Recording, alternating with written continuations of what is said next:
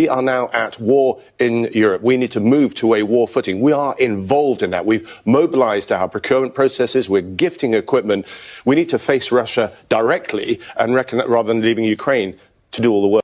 Lieutenant Colonel Tobias Elwood there, once chair of the Defence Select Committee, telling us we're already at war. Now, a very interesting dimension of this strange theatre we're witnessing is Keir Starmer's transition from boring bank manager who hates his own country and especially his own people to a figure in a Hollywood movie set in the UK around World War III. He's had all the European leaders over in London exhibiting how, for some reason, Britain is at the very forefront of all this. Now, we know that Keir Starmer famously prefers Davos to Westminster, so it could be that he feels much more at home playing tough guy with fellow European globalists. He also seems to be playing to the liberal elite. They love this sort of thing, don't they? The plucky liberal Europeans are here to save the day. When you look outside of this bubble, you can see two worldviews forming. Essentially, you have the post-World War liberal consensus continued versus an awareness to a new world all around us. Oddly enough, this was well expressed on a clip from LBC featuring the media-smart Matthew Wright and a working-class Londoner who's street-smart. Look, in 1979, Margaret Thatcher bought a system out right to buy. She basically broke up all the communities in the East End of London, and everyone ran for refuge with a little bit. They've never had any money, so they run for refuge with a bit of money they were given by selling their property. Yeah. And today, these kids, if you went by these schools in the morning, it's unbelievable. Them kids wouldn't be fighting. How do you know, John? How do you know? Have you spoken to any? Try. Yeah, have we? Do we not? Well, that's how do we get people to fight in the war? We convinced the people that we had to fight against Hitler because we could understand that we had a major threat coming at us.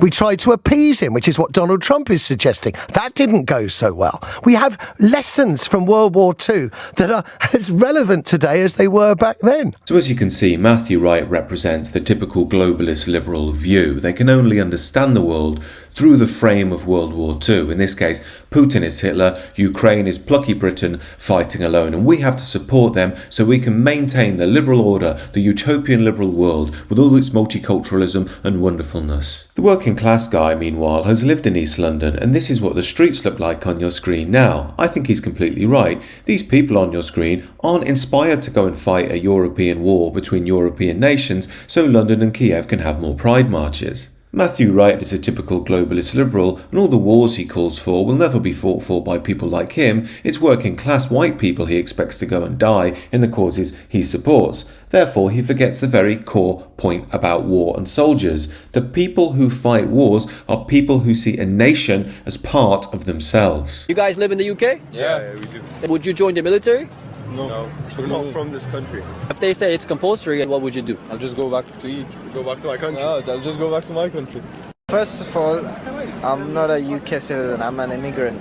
I'm Welsh? No, unfortunately not. I'm not from this country originally, you know? Where are you from? Brazil. Do you live here? Yes. Would you go to war for this country? No. I'm Pakistani, so... Are you a resident? I'm a resident. I've got dual nationality.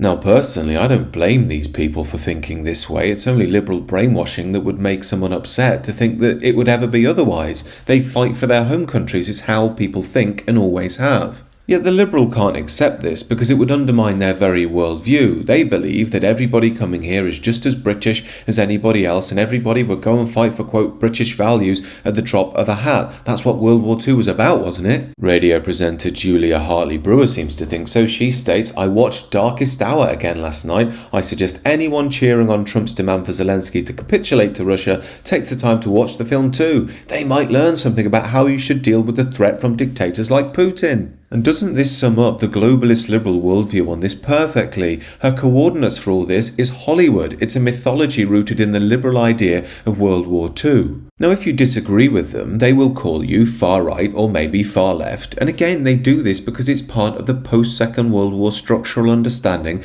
of how our political spectrum works. Yet this again shows how this post-World War II liberal consensus is giving way to a new world view, a new world structure. After all, the very people that these globalist liberals expect to go and fight their wars are young Men who are patriotic with right-wing leanings. So in essence, our elite want to send our bravest to the front lines to fight and die for causes which undermine their own interests and identity. They want them to defend things such as this for Sadiq Khan and Priti Patel to have a purely civic understanding of Englishness. If you close your eyes and listen to Sunak, he's like Jeeves and Wooster. I mean, he's quintessentially English. This Vocal guy, cords made a tweet. I mean, this guy went to Oxford.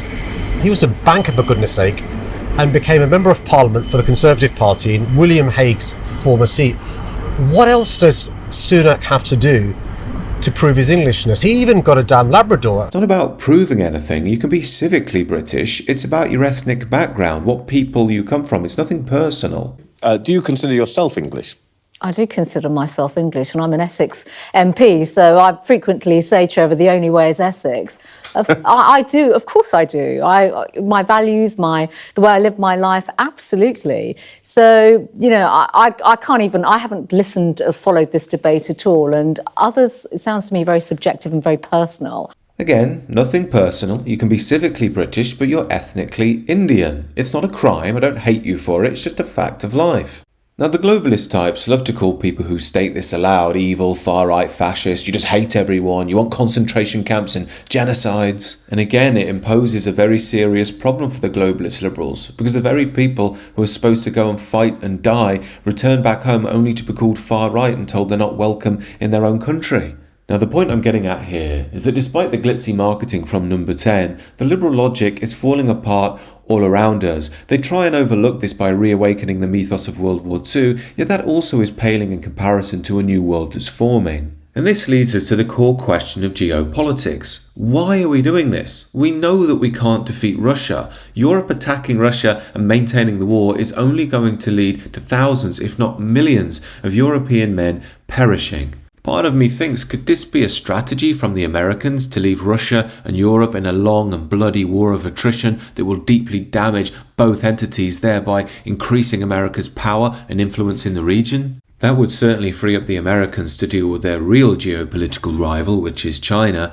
However, I do sometimes wonder if our liberal elite really are just so full of their own BS, they really do believe in the World War II mythology. It seems to me we're led by some very unwise people who are playing a very dangerous game, but as I often say on this channel, sometimes dark things need to descend upon us for a new era to be reborn. When putting all this together, I couldn't help but think of Jesus Christ's teaching in Matthew 24.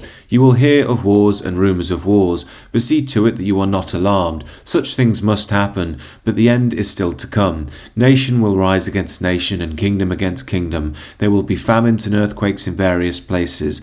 All these are the beginning of birth pains. And it seems to me we are in the beginning throes of that new world being born. It's hard to predict what's going to happen, but as I've said before, I do think in the future we could see a change in borders, a change in the regions of power, and change in how we view the world. That's why I often state in order to be ready for such change, we need to dig deeper into our tradition to find an earthier wisdom in order to deal with the coming chaos. That begins with a personal transformation. I speak about a lot of these themes on the Substack if you want to check them out.